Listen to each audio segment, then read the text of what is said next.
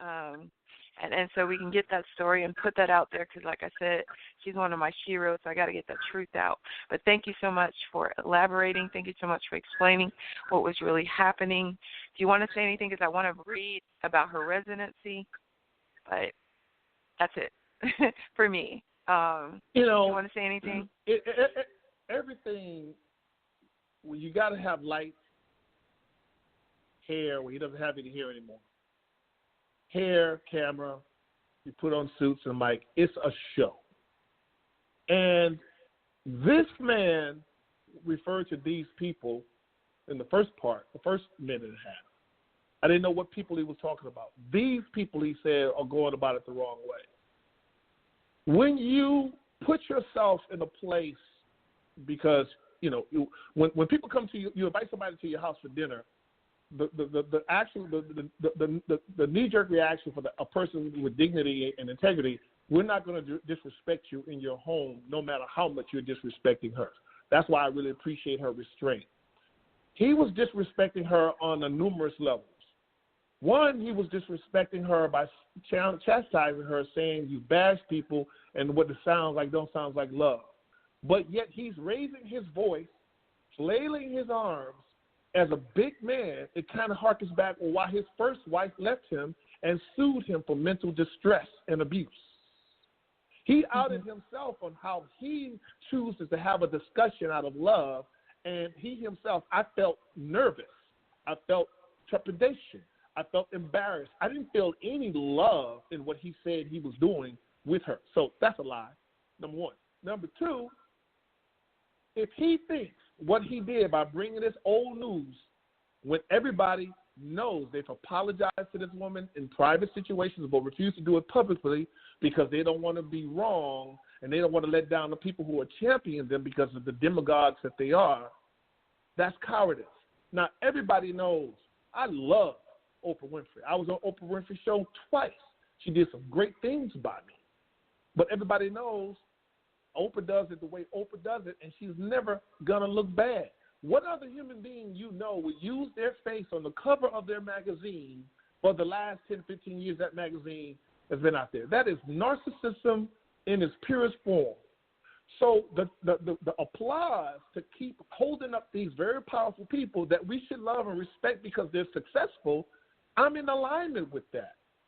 But when you see successful people impeding another person who's just as talented or more talented in their real time, then I have a problem with that. We have to call it out as we see it. He said he's going to get these people, Lee Daniels, Tyler Perry, and Oprah. They're not going to return his phone call after bringing up this very ugly and sordid situation of what they did to this woman. They're not going to call him. They're not going to do a town hall and apologize publicly to her when she's defending herself as a joke on stage about what they could do if she had a particular thing. It was a joke. You may not like the joke, but it was a joke nonetheless. And this thing he's talking about, there's consequences to the truth. Well, I say, Steve Harvey, there's consequences to you using this subject matter far too long than talking about the history she's made at SLS Hotel in Las Vegas. It's despicable. He was going for ratings, he was going for provocativeness, and he was actually dumping on a black woman who he felt didn't have the physicality or the voice to say, I will punch you in your mouth. Now, that's a joke, but he knows he's fully capable of doing it physically. What I saw was abuse. No different. And I was shocked and dismayed that if this is how he would talk to his first wife, that led to a lawsuit about his behavior, he dared to feel so comfortable to carry that kind of tone with this very successful woman who has more successes than him. He didn't make history having a residency in Las Vegas. He just got canceled. What major successes, other than making money, that black people can truly applaud for Steve Harvey? Sounding the way he sounds. He's the champion for ignorance and lack of integrity and disrespect. But yet we support him and clap for him because he's making more money than me. That's disgusting. That's disgusting. Right. That's not what W.B. and Marcus Garvey died for. That's not what Harriet Tubman died for. That's not what Malcolm X and Martin Luther King died for.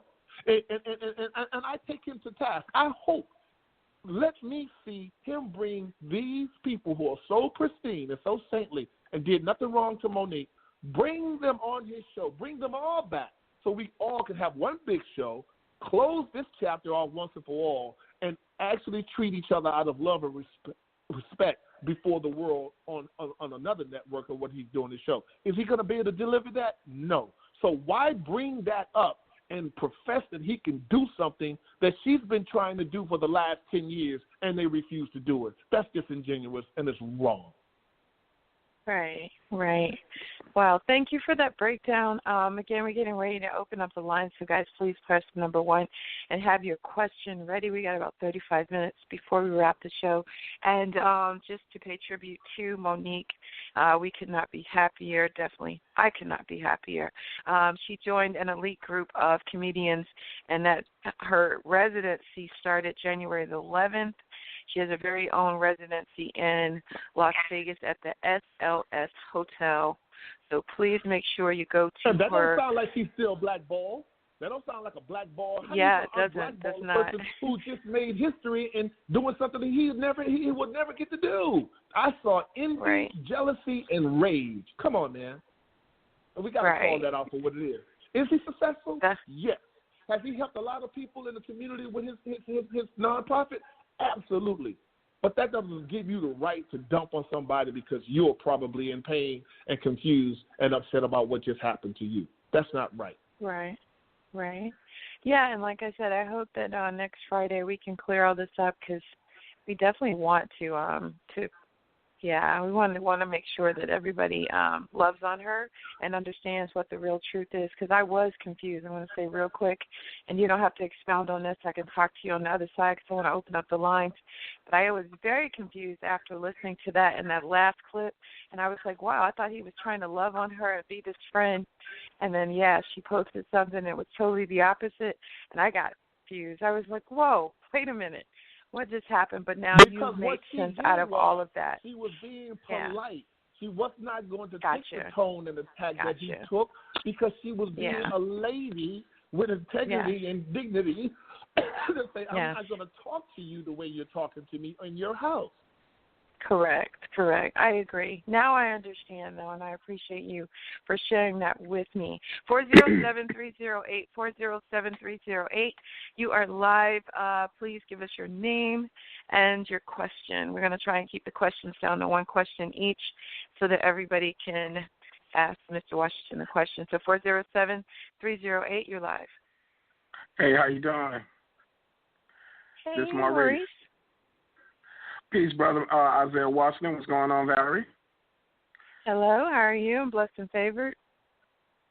I just wanted to really ask Isaiah a question about the industry, especially when it comes to Black Hollywood and whatnot.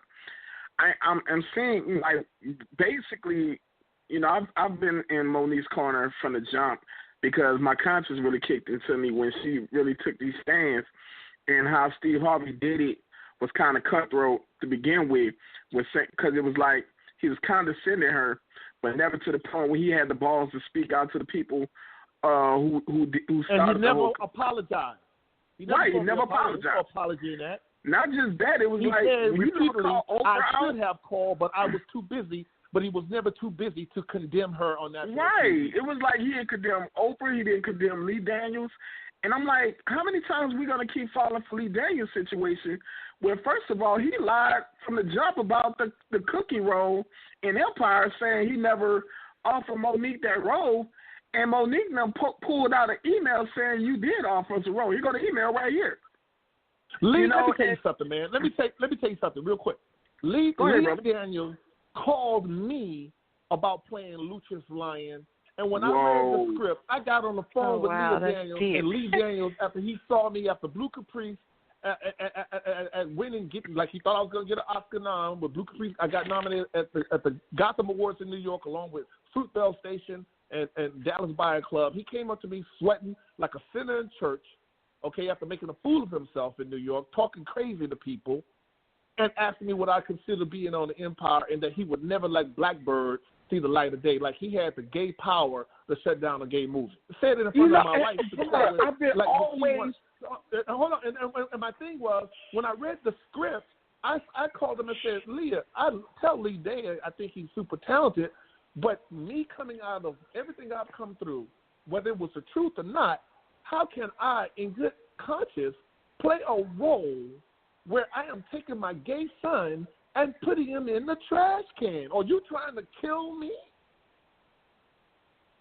And here's another thing I want. Here's another thing I'm starting to peep out with a lot of the industry.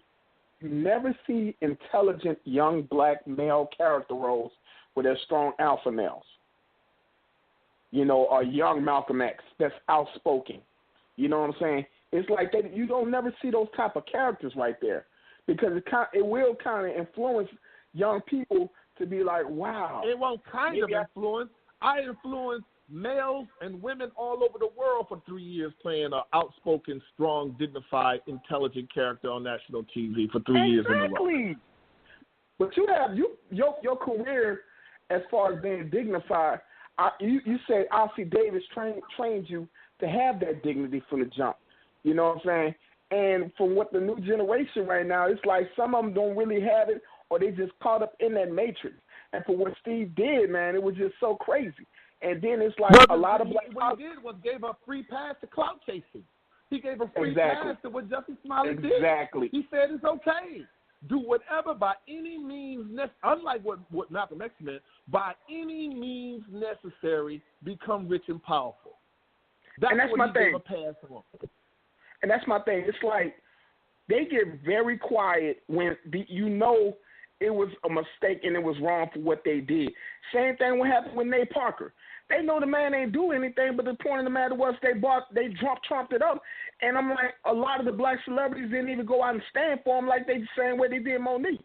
And it goes back to the old saying, to sin by silence, when you should protest, make cowards out of men and women. You know what I'm saying? It was just like, it kind of irks me because I wanted to get into the industry. Historically, go ahead, brother. Historically, we can't do it. They made a movie. If you go back and watch 12 Years a Slave, if you want to know why, we have a reason not to step out there, because every time we do with our martyrs, we get assassinated, we get killed, maimed, discredited, and we lose our life, if not our careers and our jobs, and being our life. There's stages to destroying strong alpha males who happen to be African American. One, to discredit you. If that doesn't work, then they destroy your name. If that doesn't work, then they assassinate you. I'm somewhere between destroy my name and assassinate me, but I'm not going to stop. But that's another conversation. Look how they tried to do Morgan Freeman last year. My point is, in 12 Years a Slave, you had Chiwetel Ejiofor's character being lynched to the point where his toes could barely touch the ground. And if you notice in that scene, everybody saw him being lynched all day. No one wanted to go and cut the rope. They had the power to cut the rope down and let him help him. No one moved because, hey, nobody wanted to be a troublemaker. One woman tried to go and give that character who was lynched to be made a point out of him, to be made an example out of. She was trying to go get him some water for his broken and parched lips, and the rest of the slaves shooed her away. And wow. That's what we do today. It's like, don't you go and help him. Don't you see? The man is going to do this to you. And we've always had the power in unity. But it's that colonized mind and that dream, that hope that one day, the hell with what Isaiah is saying, he effed up his opportunity. I'm going to stay quiet and play the game, and I'm going to get my paper. No, you're not. So Isaiah, because they're going to change the rules. They're going to make the golf course longer. They're going to make the golf course longer. When Tiger Woods was beating everybody, they made the golf course longer. Wow. To give the white players the opportunity to keep up with him. How are you going to keep up with a DNA that keeps changing the damn rules and moving the finish line? You don't. Right. Wow. All right, Maurice, your last thought question, so we can open up the line and maybe take 2 or 3 more calls. I'll make it real quick. Okay. I understand you're doing the Buffalo Soldiers, and you know Nate Parker also did the Nat Turner movie. How come Hollywood have a very hard time doing movies with black freedom fighters that are not passive or pacifists, if that's the right word? Like, say, for example, They never did anything about the Haitian Revolution. They never did anything about John Horse. They never did anything about Timbuktu or Kush or Mansa Musa.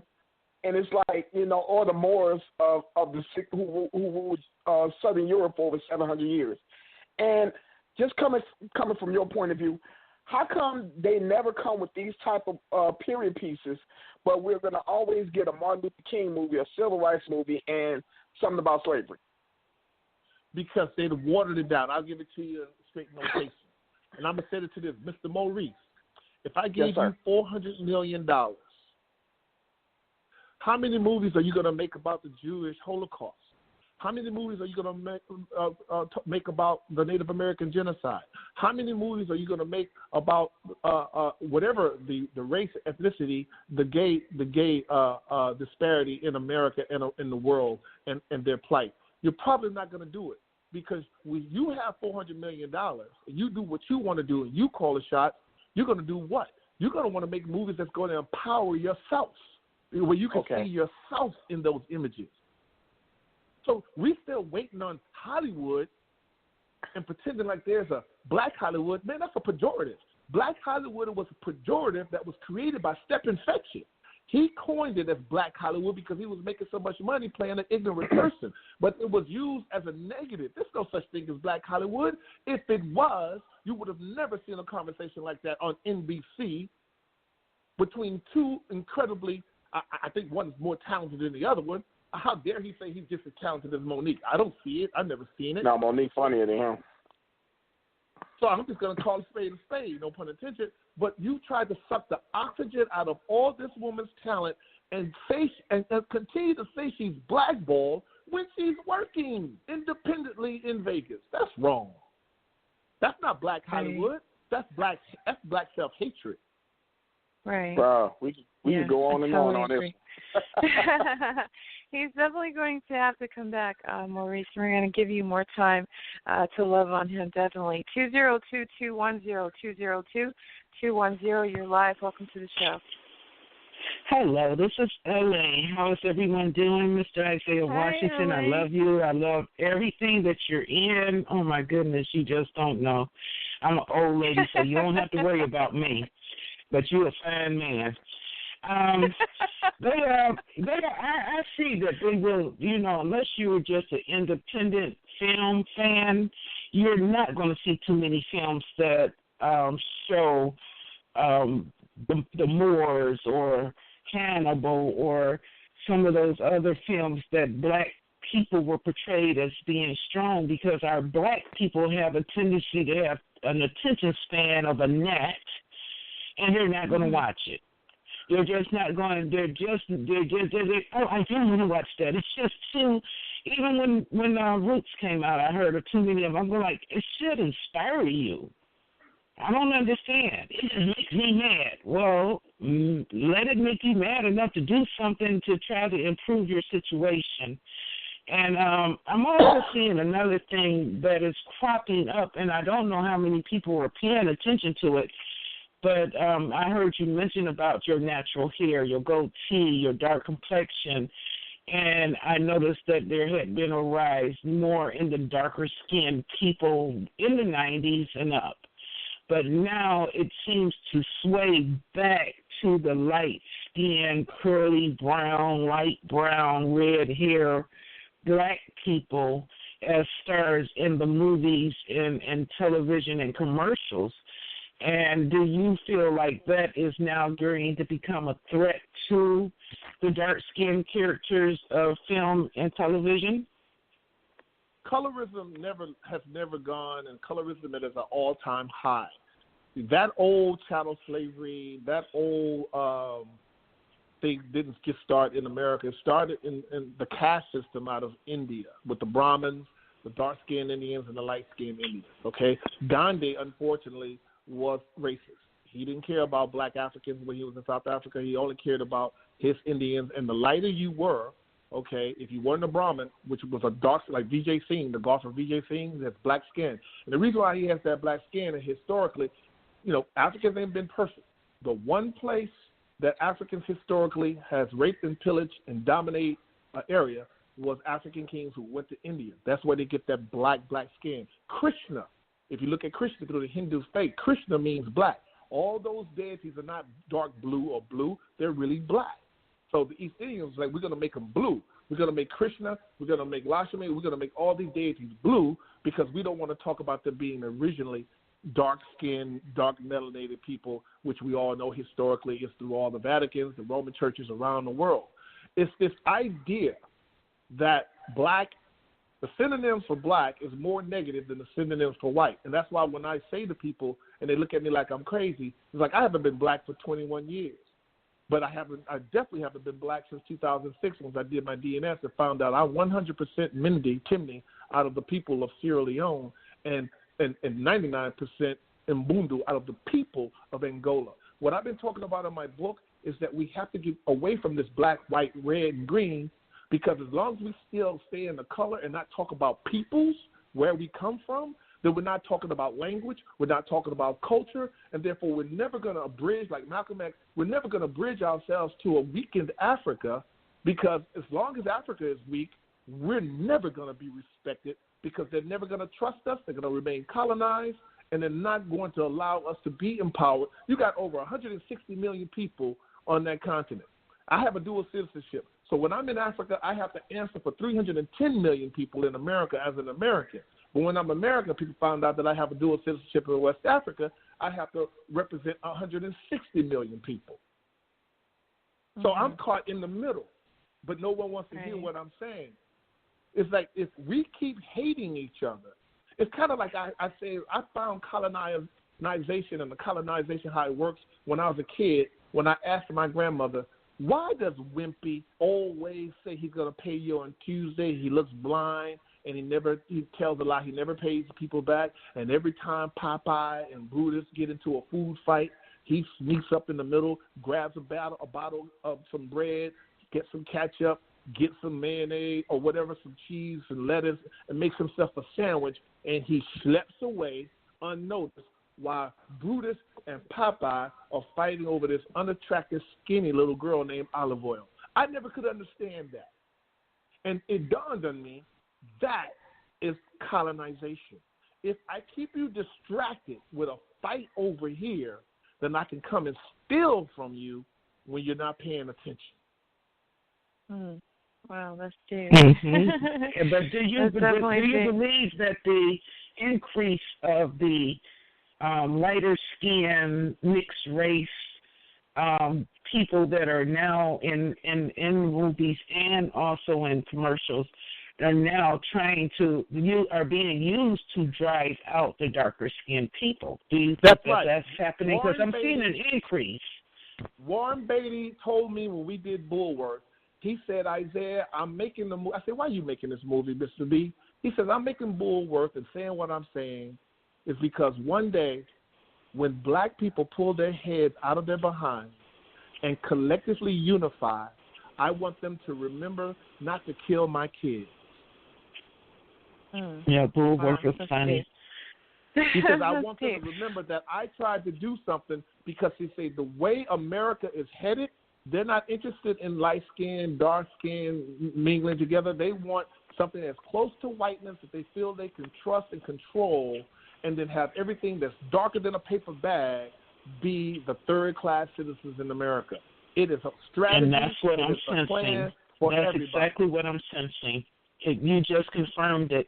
Because, but what do we, as viewers, fans, what do we do to try to make sure that you all get the, I'm not trying to say awards, but get the acknowledgement that you're supposed to get it? Like Monique, she's the way that Steve Harvey treated her.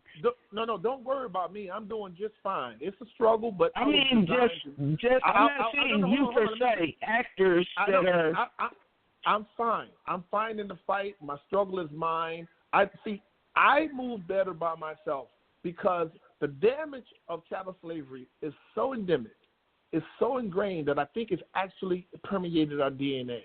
We have been so abused and so traumatized. I got a documentary that's called No More Chains 2 with Ari Squires that really addressed this, as well as my book. I don't expect anyone to love and support me because they've been taught to hate the very thing that I represent. Not only what I represent aesthetically, but what I represent by my voice, by fighting back. Chattel slavery and the colonization in America is complete. When you lead people to believe that we can't trust our own and we can never help each other and support each other when we're being lynched, and only light-skinned people or damn near black people can only speak for us, like Kamala Harris and Cory Booker, those are the only people that you can trust to speak on our behalf, then you are starting to see how the colonization is being reinforced all over again. W.E.B. Du Bois did not lift a finger to help Marcus Garvey because he felt like because he was biracial, he should be the only one speaking for the black people and not Marcus Garvey. And what happened to him? Karma caught up with him, and he died broke and disenfranchised. They took his passport. Dulles took his passport, kicked him out of America, and he died in Ghana. W.E.B. Du Bois didn't help a lot of people. He didn't help a lot of people. And right, he further advances on. Yeah. Hold that thought. Let's try and take one more call. We are down to the last 10, 12 minutes. And like I said, Mr. Washington, you're definitely going to have to come back. I hope that you do, because you got a lot of promotion, and we definitely want to be a part of that. I have, the number dropped. Okay, so I don't know. All right, so we got Officer Stan. Hey, Valerie, can I ask him if that documentary he done was No More Chains 2, he said? No More Chains 2 by Ari Squires. You can go on social media, look for No More Chains film, No More, Ari Squires, ARISQUIRES. She's an amazing woman. She went to Howard University, and she's putting out a documentary that I hope I can get to Netflix or HBO so people don't have to worry about spending their money to go see it at the theater, but they can see it in the comfort of their own home. Thank you. Thank you, L.A. Okay, 828-318-828-318. We're going to try and squeeze in two more people in the next 10 minutes, and then we're going to have to wrap. 828-318, you're live. Hey, what's up, Valerie? This is Idris again. Hi. Big ups, Brother Idris, Washington. How are you? Hey, I'm doing well. Big ups, Brother Washington. Your hair story was on point. I always felt there was a message to it, so big ups to you on that. I know you spoke about how you hate getting shot in movies, but I love your role in Romeo Must Die, and your line at the end, Romeo, you gotta die. I use it when I battle all the DJs. But anyway, with your stances, do you choose your roles, and if people reach out to you with a role, do you still have to audition for that role, or is that role for yours to take or decline? I'm a horrible auditioner. I sweat. I get confused. I will go out of my way not to audition. Now, that's tough trying to be an actor and not be good at auditioning. So I go out of my way to, like pilot season. There's a couple of people want me to audition, and my skirts fly up, and I get upset and pretend that, that's beneath me. No, I'm just a horrible auditioner, and I know if I have to compete at that level, after everything I've done, I still have to prove to you that I can act, then I take that in a way that's a nice way of saying no. You're not interested in me. But when you say, hey, I'm making you an offer, here's the deal, here's the money, then what you're saying is you're giving me the fidelity and the trust to say that I'm going to show up and be so interesting and suspend your disbelief that it's going to be worth the money you're paying me. So I'm always interested when someone is, I like to be where I'm wanted. I don't want to have to try to, at this age and at this part of my career, fight to get in a project. If you don't want me, just, say so.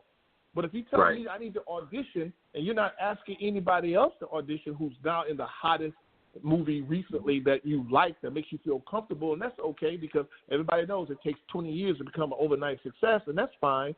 But at my point in my career, if you're asking me to audition for a project, I did it for the 100.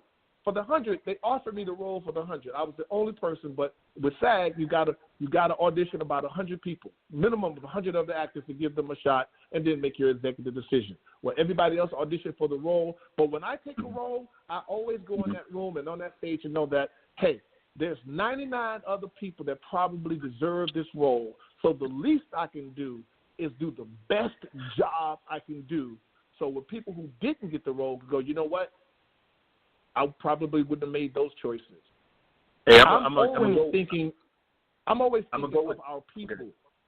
Right. I'm gonna go with this. Like I told Valerie earlier today, you're top 10 in my eyes. Period. Because you're the one of the realest ones out there. So hey, keep doing what you do, bro. Oh yeah. Definitely.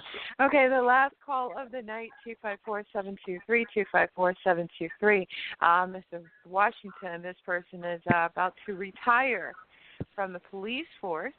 I definitely wanted to give him a chance to say hello to you because he's going to become one of us, a civilian, after years and years and years of service. So congratulations to him. Welcome to the show, 254-723. Hi. Thanks, Val. I'm honored to even be on with Mr. Washington, and I agree with everything that's being said. I'm loving it. I'm going to defer, though, and let you get another caller in because I'm enjoying this, and I'd rather just let someone else get in that doesn't have this opportunity. But, I love you to death. Appreciate you. Tell Pop I said hi, and I'm getting ready for work. Well, if you're getting ready for work, hold on. Well, if you're getting ready for work, sir, I want you to go to www.gunsmatterinc.com. Gunsmatterinc.com. That's a new for-profit company that I'm creating, and I'm going to be looking to all former law enforcement, military, calling on all former special ops, SOF, Green Berets, Marines, to join forces with me to create an alternative to the NRA so we can get this Second Amendment and this gun violence actually addressed with professionals that have dealt with the communities, because I believe that a community knows more what they need than some other law enforcement coming in from another community to come in scared, not prepared, and not respectful in that community. So you go check out my website and see what I'm doing, and then we could probably have another conversation offline. Yes, sir. I've been there twice, already made my notes, and kind of been putting some things together to speak on that same thing. But I appreciate everything you're doing. Thank you for stepping up. And to me, Steve Harvey ain't nothing but a black version of Trump. I don't even deal with him. Wow. Thank you. All right, let's see then. 818-613. Welcome, Philo the Great, to the show. Yes, this will be it. And I don't see Judge on the line, so I guess what will happen, so did Judge Mr. Washington, Judge Brown let me do his show today? I think he did. Yeah. Did he trust me with his show today? Yes, I think he did. Yes, he did. All right. Well, that's a hell of a compliment.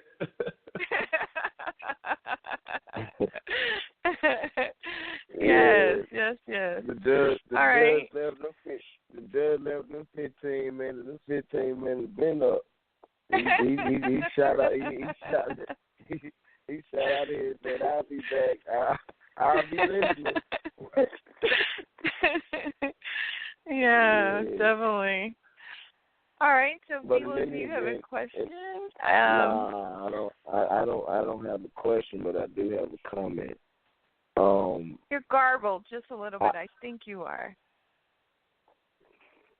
Thank you, Valerie. But he I do is. have a comment.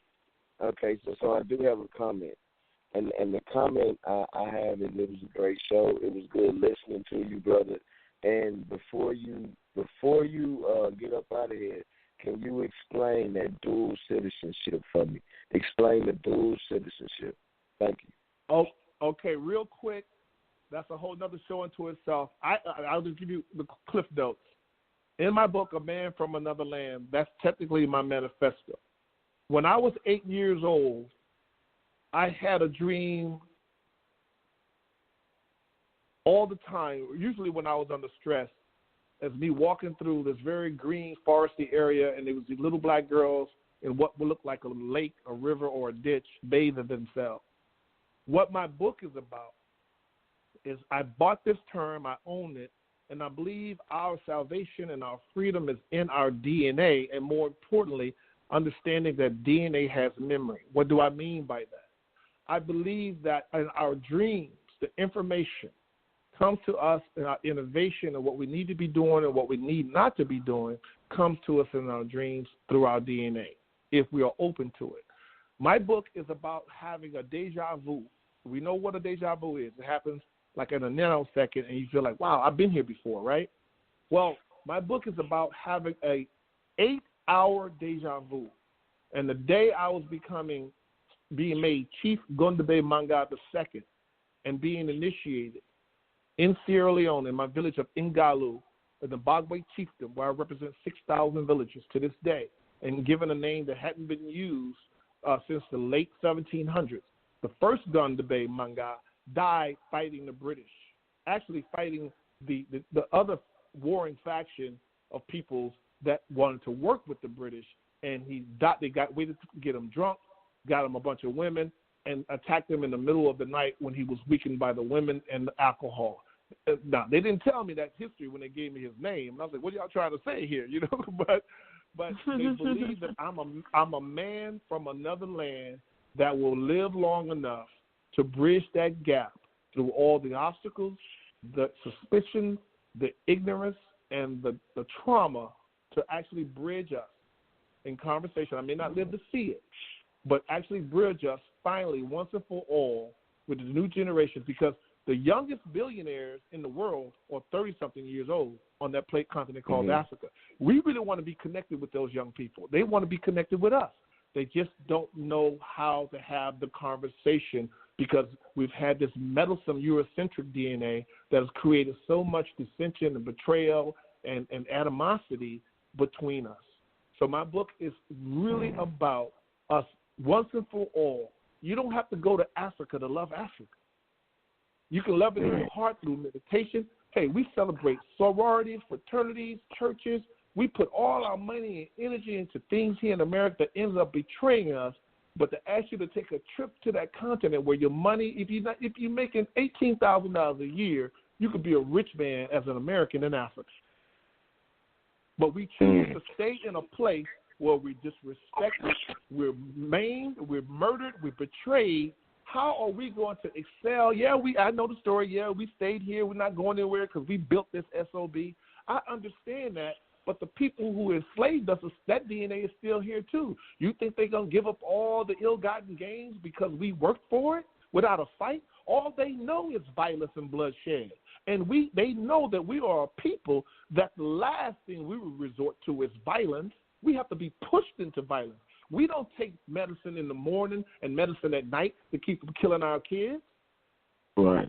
That's true. That's not who we are as a people. But at some point, we're going to connect with those people in the near future across that pond and build ourselves and actually live to see the United States of Africa, where we can all not just live in America free, but live in Africa free option. My dual citizenship is a symbol of having an option. I tell my kids and my wife, if you have to live in this society and don't have options, you're dead.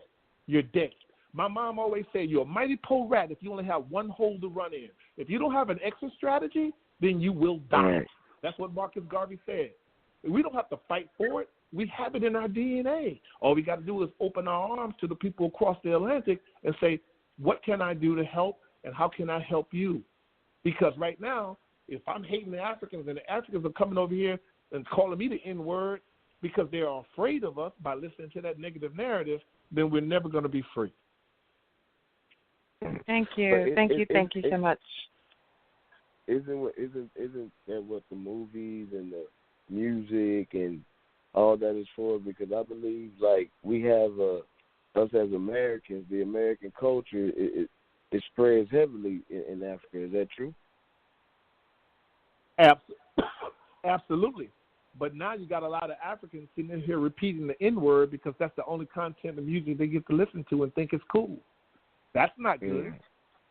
When I went to Sierra Leone and I heard a man say, "Hey, what's up, my nigga?" I almost threw up in my mouth. I said, "You will not use that word to me on African soil, which is not even the original name. It's named after Oromi and Scipio Africana. So it's not even the original land of ʻblakʻbôl. of land of Kemet, of the land of Ethiopia. So if you continue to disconnect the people from their land, their language, and culture, then they have nothing, no leg to stand on. And then you don't give them the resources or the access to free themselves. And the only way they can free themselves is to tell a joke, say that I will pick bugs off myself as a monkey for $4 million, and I will swing on a vine if you give me $10 million, all the way to get to a show that I'm being canceled after 7 years, which is a very interesting number, to dump on a woman who just made history, having a lucrative historical deal made in SLS Hotel in Las Vegas. That ain't African. Mm-hmm. That ain't nothing. That's you are crumbling who you say we're supposed to be. You're not helping the poor people by dumping on a woman who has been fighting a system that is designed to dump on you, and you haven't even got there yet. That ain't right, and that ain't African, and that ain't kingly. That ain't a nigga. Since you brought that up, since you just brought that back up, my last thing I want to end with was so we got exactly 2 minutes, right. So you guys got to be so, quick. Yes. All right. So the bullshit to me was when he said, I'm gonna help you get blackballed, and she has the right, and she has the residency, like you said, it made history. But I'm gonna help you get blackballed. So that's all I wanted to say. That was the bullshit of the night. There you go. Thank you. So, Mr. Washington, please give us your contact information again, and also the website for the movie and the Facebook. book.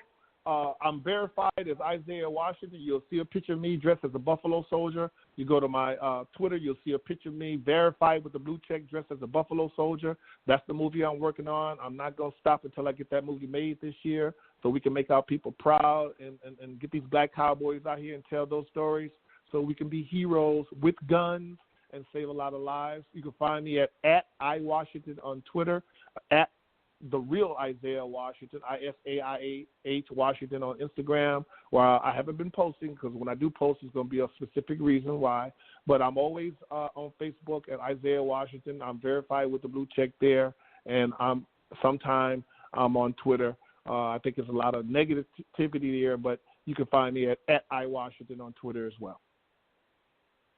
Thank you so much. And again, please consider coming back so we can do part 3, 4, 5, whatever, because we're here for you to do all promotions. Okay, so Valerie. Thank you again. All right, so I'll see you in text land. Enjoy the rest of your night, and thank your family so much for sharing you with us tonight. We appreciate you so much. We love you to life. All right, thank you guys. Big round of applause. Yes. And I am going to, for those of you, I don't know if you guys were interested, I told you guys a little bit about R. Kelly, so we're going to take it out with this little update as I'm going to play this little clip. This is a press clip. Hopefully it doesn't get cut off because they're about to kick us out of the building here. But here's the press release. Here's the update as it relates to R. Kelly. And again, thank you so much to our guest, Isaiah Washington. Thank you so much, and we hope the judge is okay. I will check on him and let you guys know. All right, here we go. Press release. Earlier today, Robert Kelly was indicted before a Cook County grand jury on 10 counts of aggravated criminal sexual abuse involving 4 victims. The first victim, initials HW, was involved in incidents which occurred between May 26, 1998 and May 25, 1999. A grand jury returned an indictment on 4 counts of aggravated criminal sexual abuse based on the victim being under the age of 17 and Robert Kelly being more than 5 years older than the victim. The second victim, initials RL, was involved in an incident which occurred between September 26, 1998 and September 25, 2001. A grand jury returned an indictment on 2 counts of aggravated criminal sexual abuse based on the victims being under the age of 17 and Robert Kelly being more than 5 years older than that victim. The third victim, initials LC, was involved in an incident which occurred February 18, 2003. A grand jury returned an indictment on 1 count of aggravated criminal sexual abuse based on the transmission of semen by Robert Kelly upon any part of the body of the victim for the purpose of sexual gratification during the course of an underlying felony of attempt criminal sexual assault. The fourth victim, initials JP, was involved in incidents which occurred between May 1st, 2009 and January 31st, 2010. A grand jury returned an indictment on the three counts of aggravated criminal sexual abuse based on the victim being under the age of 17 and Robert Kelly being more than 5 years older than the victim. Aggravated criminal sexual abuse is a Class 2 felony with a sentencing range of 3 to 7 years per count. It is also probationable. We anticipate that Mr. Kelly will appear in bond court tomorrow afternoon. Thank you. We're always interested in what you have to say about our live broadcasts. Please share your comments on our Facebook page or website. Give me a J. J. Give me an O. O. Give me an E. E. What's that spell? Joe. What's that spell? Joe. What's that spell? The Judge Joe Brown Show, presented by Valerie Denise Jones. Uncensored truth with a legal twist. Friday, 4 p.m. Eastern Standard Time, 929-477-1167. Or visit MissValerieDeniseJones.com for details.